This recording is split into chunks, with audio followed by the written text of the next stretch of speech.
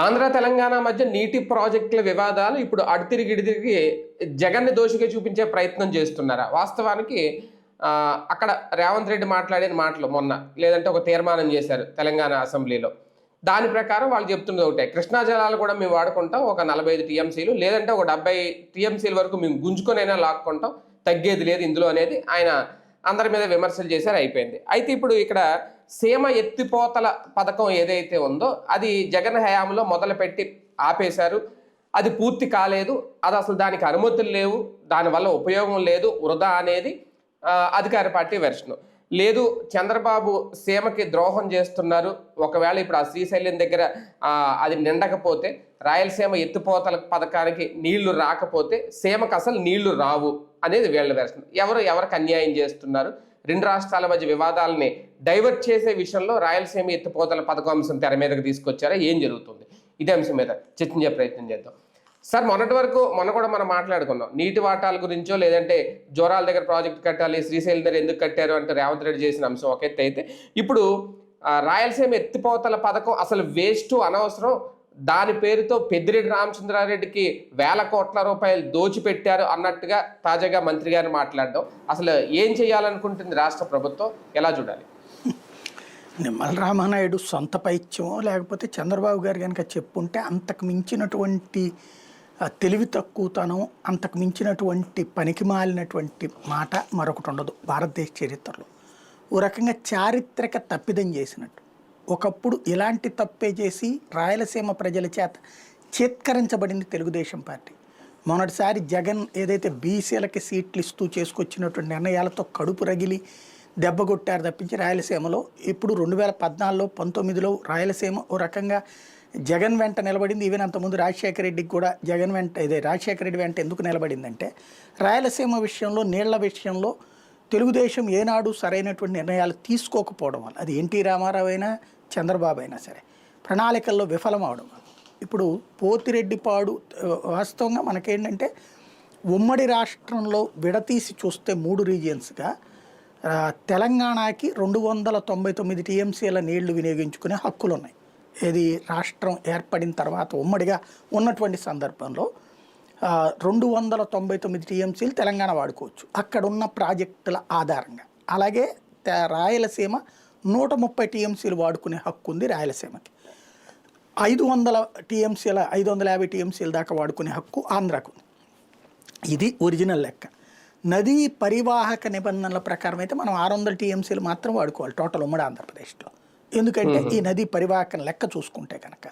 But మనం 850 దాకా వాడుకునే వాళ్ళం, ఎందుకంటే అంతర్జాతీయ జలసూత్రం ప్రకారం first come first based project అంటారనమాట. అంటే మొదట కట్టిన ఆయకట్టుకి మొదట నీళ్ళు ఇవ్వాలి, నువ్వు ఆ తర్వాత కట్టే ప్రాజెక్టుకి ఆ తర్వాత హక్కు వస్తుంది, కానీ తొలి హక్కు తొలి కట్టినటువంటి వాళ్ళకు ఉంటుంది అనమాట.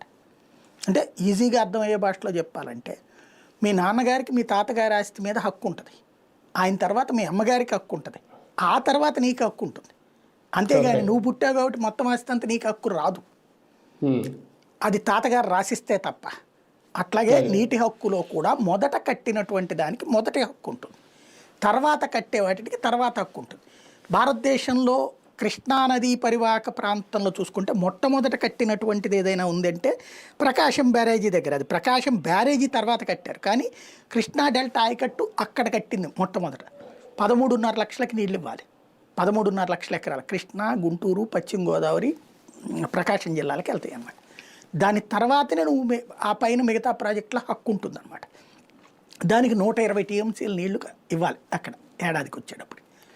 అలా లెక్కలు వేసుకుంటే ఆ పైన కట్టుకున్నటువంటి నాగార్జున సాగర, శ్రీశైలమ ఇట్లాంటి లెక్కలన్నీ ఉన్నాయి.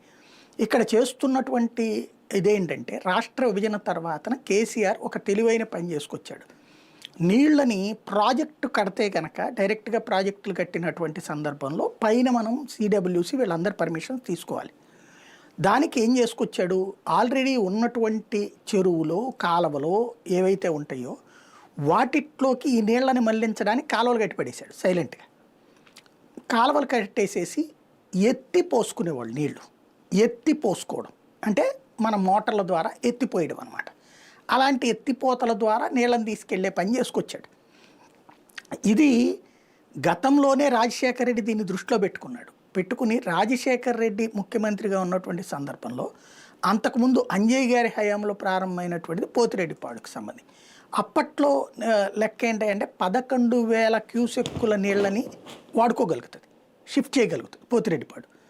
దాన్ని రాజశేఖర్ రెడ్డి 45,000 క్యూసెక్కుల నీళ్ళకి వాడుకునేందుకు వీలుగా ఆ పొక్కని అంటే ఇంత కాలవని ఇంత చేశాడు, పొక్క అంటారు అనమాట అక్కడ భాషలో, ఇంత కాలవని ఇంత చేశాడనమాట. అప్పుడు అది కృష్ణా డెల్టాకి ద్రోహం, నీళ్ళు అక్కడ లాగేసుకుంటున్నారంటూ అనవసరపు ఉద్యమాలు చేసింది, జలదీక్ష చేసింది చంద్రబాబు నాయుడు, దేవినేని ఉమా వీళ్ళందరూ కలిసి బుద్ధ వెంకన్న ఏర్పాటు చేస్తే కృష్ణానది దగ్గర జలదీక్ష అంటూ హడావిడి చేశారు, విజువలైజ్ చేశారు ఫస్ట్ టైం. బట్ సాధారణ ప్రజలకి జలం గురించిన విషయాలు తెలియవు కాబట్టి సరిపోతుంది. కానీ రాయలసీమ వాసులకు ఆ లెక్క బాగా తెలుసు కాబట్టి రాయలసీమ ప్రజలు తెలుగుదేశాన్ని తిరస్కరిస్తూ వచ్చారు. 2014 అవకాశం ఇచ్చినప్పుడు సద్వినియోగం చేసుకుని ఉండాలి. మళ్ళీ అప్పుడు రాయలసీమలో పట్టించుకోలేదు వీళ్ళు. ఆ పోతిరెడ్డిపాడుని ఇంకా పెంచడం ఇదేమీ చేయలేదు. తర్వాత సీన్ కట్ చేస్తే జగన్మోహన్ రెడ్డి ఇక్కడ వచ్చాడు, కేసీఆర్ రెండోసారి అక్కడ గెలిచాడు. అప్పుడు వీళ్ళిద్దరూ కొన్ని లెక్కలు వేసుకున్నది ఏంటంటే కృష్ణలో ప్రతి ఏడాది కూడా 500 నుంచి 1000 టీఎంసీల నీళ్లు వృధా అవుతున్నాయి. ఇది నికర జలం కాదు. ఇది ఇప్పుడు కృష్ణాకి గోదావరికి ఉండేటటువంటి తేడా ఏంటంటే మన నదుల్లో 2 రకాలు ఉంటాయి అన్నమాట. దక్కన్ బేస్డ్ నదులన్నీ కూడా నిరంతర జలాలు వచ్చేవి కాదు, పైన వర్షాలు, కొండపోత వరదలు ఇట్లాంటి సందర్భంగా వచ్చేటటువంటి అది దక్కన్ బెల్ట్కి సంబంధించినటువంటి. అదే సమయంలో హిమాలయ పర్వత సానువుల నుండి వచ్చేటటువంటిదంతా కూడా అవి శాశ్వత నదులు అంటారు. అంటే ఏడాది పొడుగునా నీళ్ళు వచ్చేటటువంటి నదులు, ఒకరోజు తగ్గచ్చు ఒకరోజు పెరగచ్చు, బట్ ఏడాది పొడుగున జీవ నదులు అంటారు. ఇవి వచ్చేటప్పటికి అట్లాంటి నదులు కావన్నమాట. కృష్ణానది అట్లాంటిది. దక్కన్ కనుమల్లో పుట్టుకొచ్చి నీళ్లు వస్తూ ఉంటాయి తప్పించి ఇది శాశ్వతమైనటువంటి కంటిన్యూటీ ఉండదు. ఉన్నట్టుండి ఒక్కసారి పైన మహారాష్ట్రలోనో కర్ణాటకలోనో వరదలు వచ్చేసినాయి అనుకోండి, ఇక్కడ మనకు వరదలు వచ్చేస్తాయి, ఒకసారి శాంతం ఎండిపోయి ఉంటుంది. ఇలాంటి సిచ్యుయేషన్ని దృష్టిలో పెట్టుకుని వరద నీళ్లు ఎంత పోతున్నాయి అని లెక్క కడతాయి. అంటే వరద మన ప్రాజెక్టులు లేవు కాబట్టి నీళ్లు మళ్లించుకోలేము ఆ టైంలో. అలాగే ఏడాదికి 500-600 టీఎంసీ నీళ్లు సముద్రంలో పోతున్నాయి. అలా పోతున్న నీటిని మనం ఈ అదనపు ప్రాజెక్టులు ఇప్పుడు CWC లెక్కలు అడిగితే మళ్ళీ ఆల్మట్టి, నారాయణపురం ఎన్ని లెక్కలు వేసుకొస్తారు, ఎక్కడెక్కడయో తీసుకుని వస్తారు, అనుమతులు ఇచ్చి సావరు పైన. కాబట్టి ఇక్కడ మేము లిఫ్ట్ చేస్తాం, నువ్వు అక్కడ లిఫ్ట్ చేసుకో అనుకున్నారు, ఇద్దరు అగ్రిమెంట్ చేసుకున్నారు, నిశ్శబ్దంగా పని జరిగిపోయింది. అయితే ఇందులో మళ్ళీ ఎవరి రాష్ట్ర ప్రయోజనాలు వాళ్ళు చూసుకున్నారు. కేసీఆర్ ఏం చేశాడు, మనం 880 అడుగుల నీళ్లు ఉన్నప్పుడు శ్రీశైలం దగ్గరన పోతిరెడ్డిపాడులోకి నీళ్ళు వెళ్తుంది. అక్కడ విషయం ఏంటంటే 300 టీఎంసీల నీళ్లు అక్కడ నిల్వ ఉండాలి లెక్క ప్రకారం శ్రీశైలం ప్రాజెక్ట్ దగ్గర. కానీ చాలా రోజుల నుంచి అట్లా ఉండట్లేదు. ఎందుకని? సిల్ట్ అదంతా కూడా మట్టి పేరుకుపోయింది. ప్రతిసారి వరదలు వచ్చినప్పుడల్లా బురద వస్తుంది, ఆ బురద అక్కడ నిండిపోతుంది, మిగతా నీళ్లు ఫ్లో అవుతాయి. ఇప్పుడు లెక్క ప్రకారం చూస్తే కనుక అక్కడ కేవలం 190 నుంచి 200 వరకే ఉంది అన్నటువంటిది లెక్క అనమాట. 300 అన్నటువంటిది లెక్క కనబడుతుంటుంది లెక్కల్లో, రికార్డులో. కానీ ఇది ఉంటుంది అంటే మిగతా నీళ్ళంతా సముద్రంలోకి పోతూ ఉన్నాయి, పారపోస్తూ ఉన్నాం. అయితే ఇక్కడ ఏమవుతున్నది, శ్రీశైలం దగ్గర ఆ 880 అడుగుల దాకా నిల్వ ఉండాలన్నటువంటి రూల్ని జాగ్రత్తగా అట్లాగే ఉంచుతూ తెలివిగా 840 అడుగుల దగ్గరనే నీళ్ళని షిఫ్ట్ చేసేసుకుంటున్నాడు కేసీఆర్. షిఫ్ట్ చేసే పద్ధతి చేశాడు అక్కడ రంగారెడ్డి ఈ ఎత్తిపోతల పథకం పేరేదో చెప్పి. అంటే 840 అడుగుల దగ్గరే నీళ్లు తీసేసుకుంటాడు అవతల. అయితే మరి అట్లయితే ఇక నీళ్ళు ఇక్కడ కిందకి ఎట్లా వస్తాయి? ఇంకొకటి, అది వాస్తవంగా ఏంటంటే సాగునీటి కరెంటు ఉత్పత్తి కోసం కట్టారా సాగునీటి కోసం కట్టారా అంటే కరెంటు ఉత్పత్తి కోసం పేరుతో సాగునీటికి కట్టారు ఆ రోజుల్లో. ఏది నాగార్జున సాగర్కి ఎగువన ఉన్నది కదా ఇది శ్రీశైలం అనేటటువంటిది. అయితే దాంట్లో కరెంటు కోసమని రికార్డులో ఉంది, దాన్ని అడ్డు పెట్టుకుని కరెంటు ఉత్పత్తి చేసేస్తున్నాడు కేసీఆర్. అవసరమైనప్పుడల్లా నీళ్లు వదిలేస్తారు, తద్వారా కరెంటు ఉత్పత్తి అటు చేసుకొచ్చేవాడు. మరి ఆంధ్రాకి వచ్చేవాడికి ఆ నీళ్లు శ్రీశైలంలో కరెంటు ఉత్పత్తి చేస్తే నాగార్జున సాగర్కి వచ్చేస్తాయి. శ్రీశైలంకి ఆనుకుని ఉన్నటువంటి ఏరియాలే రాయలసీమ ప్రాంతంలో ఫుడ్. సాగర్ దగ్గరకు వచ్చేటప్పుడు మనకి ప్రకాశము ఇటు పక్కకు వస్తాయి అన్నమాట నీళ్ళు. దాన్ని దృష్టిలో పెట్టుకుని జగన్మోహన్ రెడ్డి ఏం చేశాడంటే ఈ రాయలసీమ ఎత్తిపోతల పథకం పెట్టి దీని కింద ఏం చేస్తాడంటే 800 అడుగుల దగ్గరే నీళ్లు తీసేస్తాడు యువతలకి. 840 అడుగుల దగ్గర కేసీఆర్ నీళ్లు లాగుతాడు, 800 అడుగుల దగ్గరే ఇక్కడ జగన్మోహన్ రెడ్డి నీళ్లు లాగుతాడు. దానికి అనుగుణంగా తీసుకొచ్చింది రాయలసీమ ఎత్తిపోతల పథకం అనమాట. దాని దాదాపు 3,500 కోట్ల రూపాయలు. ఎక్కడ ఆర్భాటం లేదు, హడావిడి లేదు. ఇప్పుడు ఆలు లేదు, సూలు లేదు, అల్లుడి పేరు సోమలింగం అని చెప్పి బనకచర్ల ప్రాజెక్టు కట్టరని మనం ఆ రోజు డిబేట్లో కూడా చెప్పాను. వీళ్ళ వల్ల కాదు, అది 1,50,000-2 లక్షల కోట్లు అవుతుంది, కనీసం 20-30 ఏళ్ళు పడుతుంది. కేంద్ర ప్రభుత్వం దలుచుకుంటే నదుల అనుసంధాన ప్రాజెక్టులో భాగంగా కట్టాల్సిందే కానీ రాష్ట్ర ప్రభుత్వం వల్ల అయితే కాదు. కేవలం డ్రామా, భవిష్యత్తులో ఎవడన్నా కడితే మేమే మొదట అన్నామని పేరు చెప్పుకోవడానికి పనికొస్తుంది తప్పించి ఏం లేదని ఆ రోజునే చెప్పాను నేను. ఆ తర్వాత బనకచర్ల కేంద్ర ప్రభుత్వం కూడా పొమ్మని మంది. ఇప్పుడు మళ్ళీ నల్లమల సాగర్ అంటూ ఇంకొక నాటకం ఆడుతున్నారు తప్పించి ఇక్కడ అంతా డిపిఆర్ కూడా ఏది డిపిఆర్ల పేరుతో ఎవడికో డబ్బులు ఇస్తారు. అంత మించి ఏమీ కావు, అవి అయ్యేవి కాదు, చచ్చేది కాదు. ఎందుకంటే నీటి హక్కు లేకుండా అది సాధ్యం కాదు. బట్ ఇక్కడేంటి, ఆల్రెడీ ఉన్న దాంట్లో కూల్గా జరిపోయింది. దీని జరిగిన హడావిడిలో ప్రచారంలో 10వ వంతన జరిగింది రాయలసీమ ఎత్తిపోతల పథకానికి. పైగా దాని మీద విషం చిమ్ముతా పెద్దిరెడ్డి మనుషులకి ఇచ్చారు కాంట్రాక్టు, లేకపోతే కనుక అదేది దాంట్లో ఎన్జిటి పర్మిషన్ లేదు, సిడబ్ల్యూసి పర్మిషన్ లేదని బయటోడు ఎవడో కూసాడంటే అర్థం ఉంది. మన రాష్ట్రంలో ఉన్న రాజకీయ పార్టీలు కూసినాయి అంటే ఏమనాలి, వాళ్ళ నోట్లో ఏం పెట్టాలా ఖచ్చితంగా చెప్పాలంటే. ఎందుకంటే మన రాష్ట్రానికి ప్రయోజనం, మన రాయలసీమకి నీళ్ళు ఇచ్చేదానికి పర్మిషన్ లేదని వాగారంటే ఏం మాట్లాడాలి వాళ్ళని?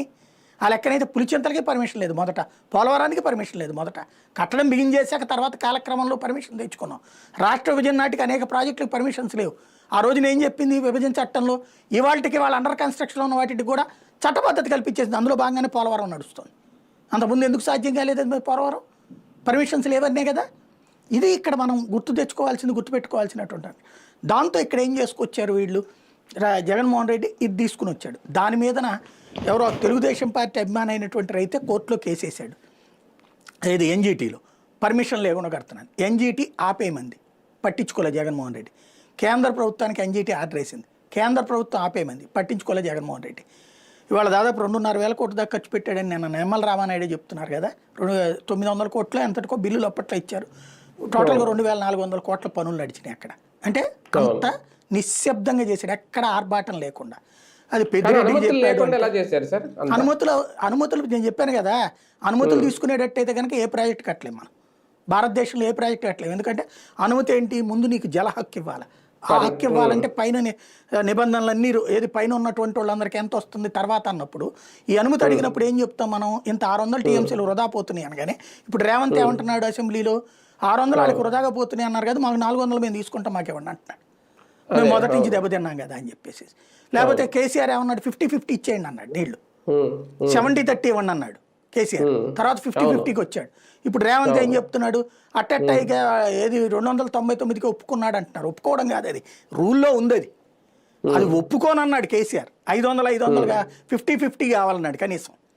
అంటే అక్కడ ఏం చేస్తుంది, ఇప్పుడు నీకు నీళ్ళు ఇక్కడ మా దగ్గర సముద్రంలో పోతున్నాయండి, గోదావరి నీళ్ళు, కృష్ణ నీళ్ళు, కాబట్టి మేము ప్రాజెక్టులు కడుతున్నామని మనం అనగానే ఎలాగో పోతున్నాయి అంటున్నారు కదా, మేము కూడా కట్టుకుంటాం, మాకు కూడా హక్కు ఇచ్చేయండి అని అడుగుతారు. నష్టపోతాం కదా మనము. ఇప్పుడు వాళ్ళందరికీ ఎగువను ఉండేటటువంటి వాడికి వరదల ప్రాబ్లం లేదు, మనకి వరదల ప్రాబ్లం ఉంది. ప్రతి ఏడాది 3 పంటల్లో 1 పంట పోతుంది, 2 పంటలు పోయే సందర్భం కూడా ఉంది. కాబట్టి బాధితులం మనం, కాబట్టి హక్కు మనకు ఉంది అంటాం. కానీ వాళ్ళు అందుకు ఒప్పుకోరు. ఎవరి రాష్ట్ర ప్రయోజనాలు వాళ్ళది, ఏ రాష్ట్ర ప్రజల ప్రయోజనాలు వాళ్ళవి, తప్పు లేదు, అది నేను దాన్ని తప్పు పట్టను కూడా. బట్ మన ప్రయోజనానికి వచ్చినప్పుడు ఇట్లా ఎన్జిటి పర్మిషన్ లేదండి. ఇప్పుడు ఎన్జిటి ఇసుక తవ్వుకోవడానికి మిషన్లతో తవ్వకూడదు తెలుసా మీకు, ప్రొక్లైనర్లతో కానీ మిషన్లతో కానీ. మిషన్లతో తవ్వినందుకు చంద్రబాబు ఇంటి వెనకాల తవ్వినందుకు 100 కోట్ల రూపాయలు పెనాల్టీ వేశారు, గుర్తుందా? ఇంకోసారి అట్లా తవ్వమని చెప్పి రాసి ఇచ్చి జగన్మోహన్ రెడ్డి వచ్చాక ఆ పెనాల్టీ తీపిచ్చారు, గుర్తుంది కదా. ఇప్పుడు మరి దేంతో తవ్వుతున్నారు మళ్ళీ, మరి ఎన్జిటి పర్మిషన్ లేనట్టే కదా అది. ఇప్పుడు ఇవాళ వీళ్ళకి వైసీపీ వాళ్ళకి అట్లాంటి కేసులు వేయడాలు, ఏడిపించుకు తిండాలు రాదు, లీగల్ లిటిగేషన్స్ క్రియేట్ చేయడం రాదు. వీళ్ళకి అదే పని. మేము ప్రభుత్వంలో ఉన్నప్పుడు అంతా సిస్టమేటిక్గా నడవాలి, మేము ప్రభుత్వంలో లేనప్పుడు లిటిగేషన్స్ క్రియేట్ చేసి పని జరగనివ్వకుండా చూడాలి. అదో దిక్కుమాలని చెప్పు. అదంతా ఒక ఎత్తు అయితే, ఇవాళ ఈ రాయలసీమ ఎత్తిపోతల పథకానికి బుద్ధి బుర్రా ఉన్నోడు ఎవడన్నా పర్మిషన్ లేదనే మాట మాట్లాడతాడా? అదే కదా, పర్మిషన్ లేదు కాబట్టి అని చెప్పేసి. ఇప్పుడు పట్టిసీమకి ఏమన్నాం, పట్టిసీమ తీసుకోగానే వాళ్ళు ఏమన్నారు, తెలంగాణ పట్టిసీమ కింద వాళ్ళు వాడుకుంటారు కాబట్టి కృష్ణా జలాల మీద హక్కు మాకు వదిలేండి అన్నారు. అడుగుతారు వాళ్ళు, పైనోడు వెంట పడుతున్నప్పుడు వాళ్ళు అసలు నీళ్ల మీదనే యుద్ధం చేస్తున్నప్పుడు నువ్వు తీసుకెళ్ళి వాళ్ళ నోట్లో నీళ్లు పోసి మన నోట్లో మట్టి కొట్టడం ఏంది? రాయలసీమ ఎత్తిపోతల పథకం అనేది 800 అడుగుల దగ్గరనే ఎత్తేస్తారన్నటువంటిది ఇప్పుడు ఒప్పుకున్నారు కదా. అంటే మరి అది ప్రయోజనమా, రాష్ట్రానికి నష్టమా? జగన్మోహన్ రెడ్డి తన ఇంటికి పట్టుకుపోయాడా, పులివెందులకు పట్టుకుపోయాడా, తన ఇంటికి పట్టుకుపోయాడా? అదేమంటే పెద్దిరెడ్డి వాళ్ళ ఫ్యాక్టరీ, పెద్దిరెడ్డిని మెచ్చుకోవాలి ఇక్కడ. ఎందుకని? దానికి బిల్లులు వస్తాయో లేదో తెలియదు పర్మిషన్ లేనప్పుడు, అయినా పనులు చేపట్టారు వాళ్ళు. అంటే ప్రయోజనం కోసమే కదా, ప్రజల ప్రయోజనం కోసమే కదా. మరి అదే కాంట్రాక్ట్ తప్పైతే కనుక పోలవరాన్ని తీసుకెళ్ళి ట్రాన్స్టాయోడికి ఇవ్వడం, రాయపాటికి ఇవ్వడం, లేకపోతే నవయోగవాడికి ఇవ్వడం తప్పు కదా. అవన్నీ ఎవడు కాడాడు కాంట్రాక్టర్ తవ్వుతాడు, డబ్బులు ఇచ్చేటటువంటి దాంట్లో తెగించి ఒప్పుకున్నారు కదా వాళ్ళు. ఇప్పుడు వీళ్ళు చెప్పిందే కరెక్ట్ అయ్యి ఉంటే కనుక దానివల్ల ఏ ప్రయోజనం ఉండదని నిమ్మల రామానాయుడు చెప్పేటప్పుడు అసలు ఆయన నీటిపారుదల శాఖ మంత్రిగా పనికొస్తాడా? ఇదివరకు కనుక 15 18 అని చెప్పి అదేమి చేత కాకపోతే ఈ రోజున అందరూ ఎక్కిరిస్తున్నారు కదా. రేపు ఇది 100 ఏళ్ళు ఎక్కిరిస్తారు రామానాయుడిని, ప్రాజెక్టు పనికిరాదు అన్నందుకు. ఇప్పుడు ఇదివరకు పట్టిసీమ కట్టేటప్పుడు వద్దంటే నేను చెప్పాను పట్టిసీమ ఉండాల్సిందే అన్నటువంటి. పులిచింతలు వద్దన్న రోజున పులిచింతల కావాలని మాట్లాడినవాడిని నేను. ఎందుకంటే కృష్ణా డెల్టాకి మనకేమైపోయిందంటే పైన ప్రాజెక్టులు మనకి ఇష్టం ఉన్నా లేకపోయినా కట్టిపడేస్తారు వాళ్ళు. ఇప్పుడు ఆల్మట్టి మళ్ళీ పెంచేస్తున్నాడు ఆడు ఎత్తు, పెంచేస్తాడు. ఆల్మట్టి ఎత్తు పెంచేసినప్పుడు నీళ్ళు అక్కడ ఆగిపోయిన తర్వాత మనకి ఎక్కడి నుంచి వస్తాయి? ఇప్పుడు ఇదివరకు ఏడాదిలో నాకు తెలిసి నేను ఇదే విజయవాడలోకి 1988లో వచ్చా. ఆ టైంలో ఏడాదికి 3-4 సార్లు వరదలు చూసేవాళ్ళం మేము. అక్కడ కృష్ణా నది దగ్గరలోనే కదా మేము ఉండేది. అప్పుడు కుమ్మరిపాలెం సెంటర్లో ఉండేవాళ్ళం. ఇప్పుడున్న ఈ పొన్నమి ఘాట్ అదంతా ఉంది కదా, అక్కడ ఇదివరకు కరకట్ట ఉండేది. ఆ కట్ట దాకా నీళ్ళు వచ్చాయి. ఆ కట్ట వెనకాలంతా ఇల్లు ఉండే, ఈ పాకలు ఇవన్నీ శ్మశానం అయ్యాన్ని ఉండేవి అనమాట. కృష్ణ నీళ్ళు అక్కడ దాకా వచ్చాయి. రోడ్డు మీద వెళ్ళి కాడు కడుక్కున్న రోజులు అనేక ఉన్నాయి అనమాట. అంటే అప్పుడు వరదలు ఏడాదికి 3-4 సార్లు చూసినోండి నేను. ఇప్పుడు చూస్తే అప్పుడప్పుడు వచ్చిపోతుంది వరద. అంటే ఏంటి, ఎంత తగ్గిపోయినట్టు వరద? వరద తగ్గిపోయిందంటే దగ్గర నీళ్ళ లభ్యత తగ్గిపోతుంది. తగ్గిపోతున్నప్పుడు రేపు పొద్దున సీమకు అన్యాయం. ఎందుకంటే ఇప్పుడు గోదావరి నీళ్ళతో కోస్తాన్ని కాపాడుకోవచ్చు మనం, అట్నుంచి ఇటు లిఫ్ట్ చేసుకుని ఈ పట్టిసీమ. ఇంకోటి ఆ రోజున పోలవరానికి ఎట్లాగే పర్మిషన్ లేదని రచ్చ చేశారు. పోలవరం అసాధ్యం అన్నారు. ముందు రాజశేఖర రెడ్డి ఏ పర్మిషన్ లేకుండానే కాలువలు కట్టిపడేశారు. కాలువలు తవ్వినప్పుడు పర్మిషన్ లేదని వీళ్ళు అట్టాగే మాట్లాడారు. కాంట్రాక్టర్ల కోసం అది ఇది మట్టి అమ్ముకోవడానికి అది ఇదని దొంగ మాటలే మాట్లాడారు. ఇవాళ ఆ పోలవరంలోకి పోస్తున్న నీళ్లు, పోలవరం కాలువల్లో నీళ్లే కదా పట్టిసీమ. వీళ్ళు ఇంకేం ప్రాజెక్టు కట్టారు, అక్కడ లిఫ్టులు పెట్టారు అంతే. లిఫ్టులో నీళ్లు తీసుకొచ్చి పోలవరం కాలువలో పోస్తే పట్టిసీమ. అదే అండి, ఇప్పుడు పట్టిసీమ కూడా లిఫ్టే, దాన్ని చాలా గొప్పగా చెప్పుకున్నారు. ఇప్పుడు ఇది కూడా లిఫ్టే, రాయలసీమ ఎత్తిపోతల పథకమే ఇది కూడా. కానీ ఇక్కడికి వచ్చేసరికి సీమ ప్రయోజనం చూస్తున్నారా లేదంటే రాజకీయ ప్రయోజనం ఏమన్నా చూస్తున్నారా? జగన్ కి పేరు రాకూడదు. ఇంకోటి వీళ్ళకి అసలు ఇరిగేషన్ మీద పెద్ద అవగాహన ఉంది సార్. వీళ్ళకి వచ్చిన పెద్ద దరిద్రం అదే. ఎంతసేపటికి ఆ సాఫ్ట్వేర్లు లేకపోతే టూరిజాలు ఇయే, కానీ ఫుడ్ పెట్టేది పల్లె ప్రాంతాలకి ఇరిగేషన్ అన్న సంగతి మర్చిపోతున్నారు వీళ్ళు. రైతు దగ్గర డబ్బులు ఉంటేనే కదా పిల్లల్ని చదివిచ్చేది, నువ్వు చెప్పే కార్పొరేట్ విద్య కార్పొరేట్ వైద్యం చేయించేది. వీళ్ళకి మొట్టమొదటి నుంచి వీళ్ళిద్దరికీ హస్తం శశాంకం తేడా అదే. రాజశేఖర రెడ్డి అయినా కాంగ్రెస్ పార్టీ, ఇవాళ వైఎస్ఆర్ కాంగ్రెస్ పార్టీ అయినా ఫార్మరు రూరల్ బేస్డ్ ఎకానమీ మీద కాన్సన్ట్రేట్ చేస్తుంది. వీళ్ళు ఈ హైఫై ప్రొఫైల్ మీద కాన్సన్ట్రేట్ చేస్తుంది తెలుగుదేశం. వీళ్ళిద్దరికీ ఉన్న తేడా అదే అనమాట. ఎన్టీ రామారావు ఇప్పుడు అట్లా కాదు, చంద్రబాబు వచ్చినప్పటి నుంచి ఆ మార్పు. ఇప్పుడు ఇది ఇక అంటే ఇప్పటి వరకు మొదలు పెట్టలేదు, 1 ఇంచు కూడా కదలలేదు అనేది ఇంకా నిలిచిపోయినట్టేనా? మళ్ళీ జగన్ వస్తే కడతాడు. ఎందుకంటే వీళ్ళైతే ఆపేశారని అర్థమవుతుంది.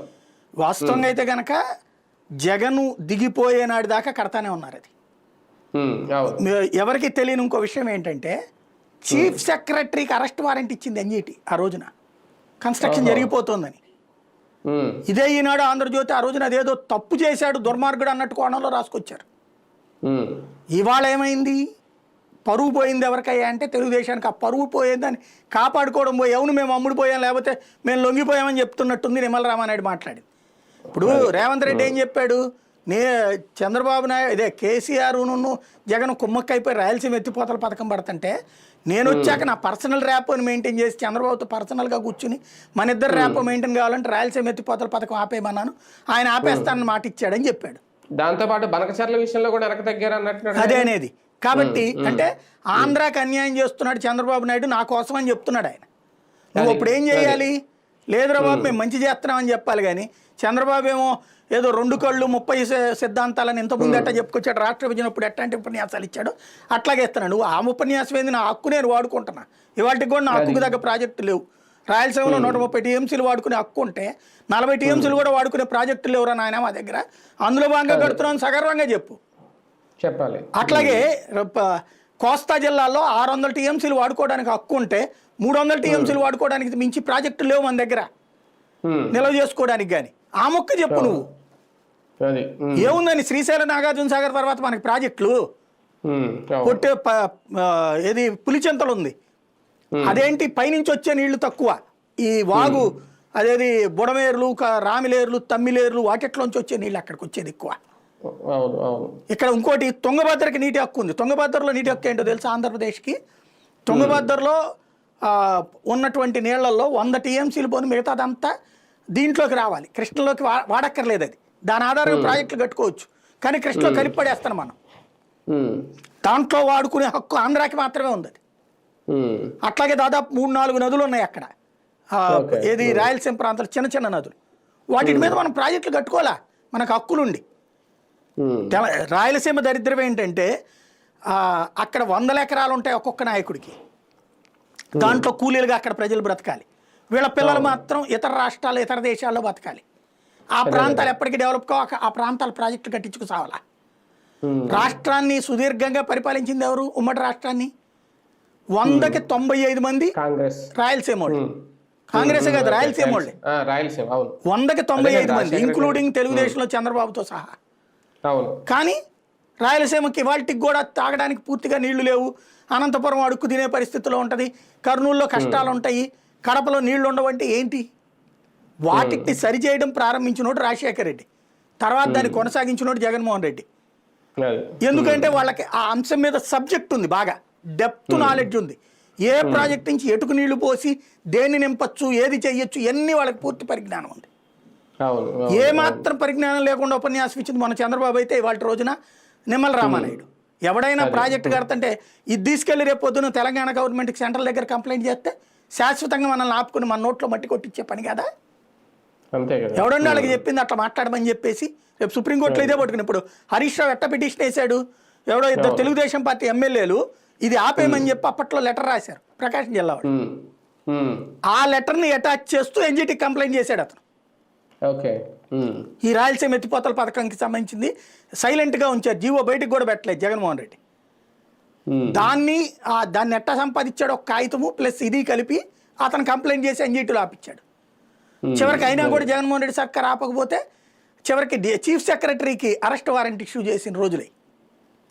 అయినా కూడా నిశ్శబ్దంగా పనిచేసుకెళ్ళాడని ఇప్పుడు వీళ్ళే చెప్తున్నటువంటిది. ఓవరాల్గా నోటికొచ్చిన ముద్దని లాగేస్తా అదేం లేదని దాంట్లో ఉయ్యడం ఏంటో అర్థం కావట్లేదు. మరి ఎవడు చెప్పాడు ఆ రామానాయుడు గారికి సొంత పైత్యమా లేకపోతే కనుక ప్రభుత్వం అట్ట చెప్పమంది అంటే కనుక అంతకు మించిన చారిత్రక తప్పిదం ఇంకోట్లేదు. అది రైట్. చూద్దాం. మొత్తానికి ఇప్పుడు రాయలసీమ ఎత్తిపోతల పథకం అయితే ఇంకా ముందుకు వెళ్ళేలాగైతే కనిపించట్లేదు. ఎందుకంటే స్వయంగా మంత్రి గారే చెప్తున్నారు దానివల్ల ఉపయోగం లేదు, అనవసరంగా వేల కోట్ల రూపాయలు వృధా చేశారు జగన్మోహన్ రెడ్డి. మరి ఇప్పుడు ఇది రాయలసీమకు అన్యాయం చేస్తున్నట్ట, లేదంటే అన్యాయం చేస్తూ కొత్త రాజకీయం తెర మీదకు తీసుకొస్తున్నారా? జగన్ పేరు జగన్ ముద్ర పడకూడదు అనే రాజకీయం అన్న దీని వెనకుందా?